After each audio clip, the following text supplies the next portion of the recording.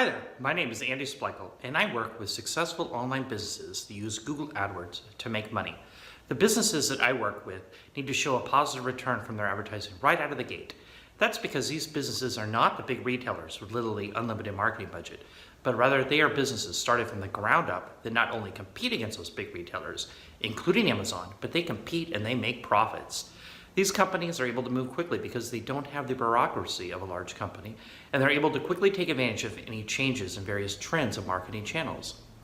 One of the most profitable marketing channels for online retailers is Google Shopping, and that's no secret, right? However, most online advertisers are only scratching the surface of what is possible. I was recently asked, what is the first thing I can do to make my Google Shopping campaigns more profitable? And the answer was easy. Segment your campaigns. The top reason segmenting shopping campaigns is important is it allows advertisers to easily find irrelevant search terms and to add them as negative keywords.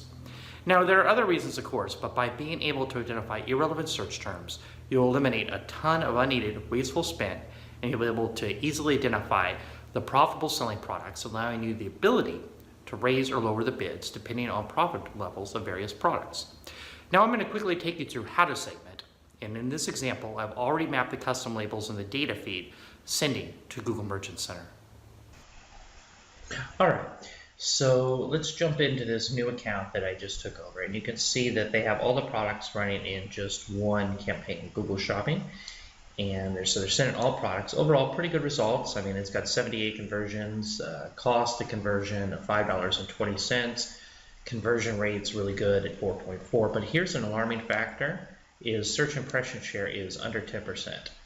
So by segmenting this campaign, we're going to be able to more targeted bid which items have been converting and increase that search impression share and improve the number of conversions that are coming into this account. So let's take a look at what's going on. We click on the campaign name, Google Shopping.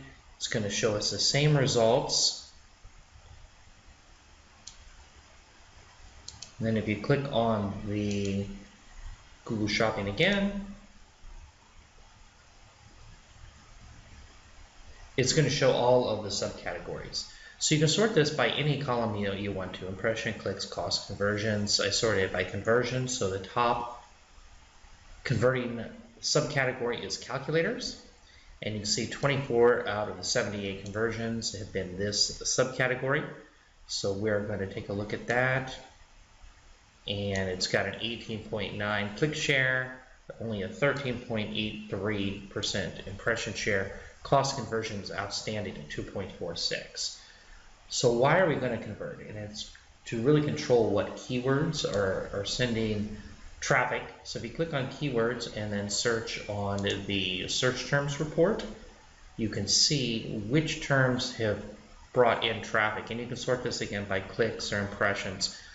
But if you just send everything in one campaign, it makes it almost impossible to really manage which keywords are sending you traffic. So you can see cash register, well, that wouldn't be for the calculator, but here, Monroe calculators or just calculator, I mean, that didn't have any clicks and a lot of impressions. We probably would want to get rid of that. And so we're going to want to put this into its own campaign so we can better control what keywords are coming. So let's go back up here and I'll show you how to do that. But we're going to click on back to the main account and we're going to create a new campaign just for calculators. So you click on campaigns and we're going to want a brand new campaign. So click on the blue plus button and then it's going to come up what type of campaign you want. So we want Google Shopping. This has our account. We're going to continue.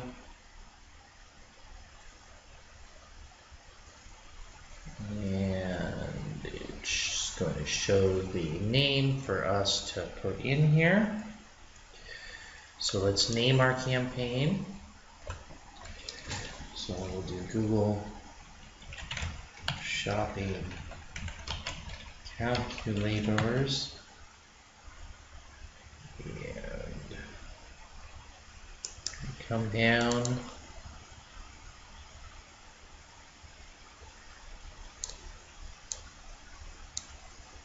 down what kind of bidding strategy you want, the actual budget. So you can either do applied library or do the shared. So let's just start at a $15 per day budget. Campaign priority, we're going to set this to medium because our other one is set to low, and we want to make sure that this has priority ranking over it. Devices we can do later. United States is where we're serving. We're going to save and continue. And so once you do that, it's going to take, oh, sorry, I need to add the ad group name calculators. And our initial bid again, start at a quarter. That's what the bid was before. We'll end up bumping that to get a bigger impression share once we get some data in here. But see, it's going to bring in all products. So we don't want all products. So the first thing I'm going to do is click on the max CPC. You have an option to exclude, and we can bring it back in later. But we're going to save it. And now we got all products. So this is where the custom labels really come into play. These are the options to subdivide all products. So you got product type. Click on the arrow, it'll bring down brand, item ID, condition, channel, and here are the custom labels where you can really add anything you want. So custom label 0, 1, 2, 3, 4, whatever makes sense as far as segmenting your campaign. Here I'm just going to continue to use the product type, and you can search. So calculators. There's 114. And we're going to continue to edit bids. You can see I excluded it before, so click on that. You can put this back at a quarter. Save it, save, and you're done. Now this campaign is only going to have the calculators in it, and you can subdivide even further, but you can see all products are excluded. It's just the calculators. So if you click on the plus and do a subdivision, you got the different product types of calculators. You can sort it by the brand of calculator. I've also put in some custom labels already. So do custom label 0, it's in office supplies. Let's look at all the different custom labels that are available. Office equipment, so I subdivided it. Custom label 2. There's calculators. We could have just grabbed it from there too. It's really how you want to organize your campaign. So let's go ahead and subdivide it even further inside of calculators by brand. And you can see that all the brands, we're going to click on this. It's going to take them all in here. We're going to continue. All of them have 25 cents. Now, if you know that something's converting better or converting less, you can easily increase or decrease your bids right there, but we're just going to save it at 25 cents and then let this run for a few days to get some more data. Now what we're also going to want to do is to go back to the main campaigns and make sure that we exclude that product. So we're going to go back to the campaigns and look at the main Google Shopping campaign.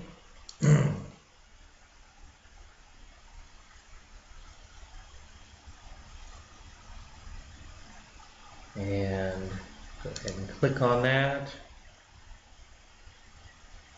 This is very important because you don't necessarily want it running in 2 campaigns. You can if you set the priority levels like I did, but we want to go ahead and exclude it. That way we can make sure that the keywords are just coming through the one. So exclude this, save it, and you're done. So that's not going to show up anymore for products that are in the calculator. However, all of the calculators are still running within the other campaign we just created. So it's important to do this just so you can control the keywords and really take control of your account to figure out which products are selling, and your goal is to get more conversion. So you want to increase this search impression share, and by creating a new account you can see which products are converting and raise the bids, and you can lower bids on items that are not converting, And you can also be able to more easily add the negative keywords that will keep unwanted search terms from appearing. So that's really it. I encourage you to look at your account and how to segment and how it makes sense, especially using the custom labels. If you don't have the custom labels, like you saw here, we can use the product type or brand or even item ID to group like products. All right, so now that you've seen how to segment products and why it is critical to do so, it's safe to say that you have a huge tool for gaining a leg up on your competitors. If you already have custom labels in place, fantastic. You're already one step ahead of the game. Now go ahead and identify some of your best sellers. What attributes do they have in common in order to be able to segment them? Is it brand? Is it type of product? Well, you obviously know your product line. You know, there's a saying, if you need shade, the best time to plant a tree is 20 years ago. But the second best time is right now. So go ahead and start segmenting today. For those of you who do not have custom labels in place, well, you have a couple of options. Number one, you can use what data you do have to segment. Even if you don't have custom labels in place, you know, you probably do have either category or brand or product type. At the very least, you have item ID. You can use the same method to group like item IDs into campaigns in order to control what keywords are driving traffic to those items. Number two, start adding custom labels. It takes some work up front, but custom labels allow you to subdivide your products, making it much, much easier to create profitable campaigns. And you do want profitable campaigns, right? Again, start today. The longer you hold off, the longer you'll continue to waste money in Google Shopping. So if you like what you saw here today, do yourself a favor. Click on the link below. I have some more information beyond what I shared. It's really going to help your Google advertising. I guarantee it.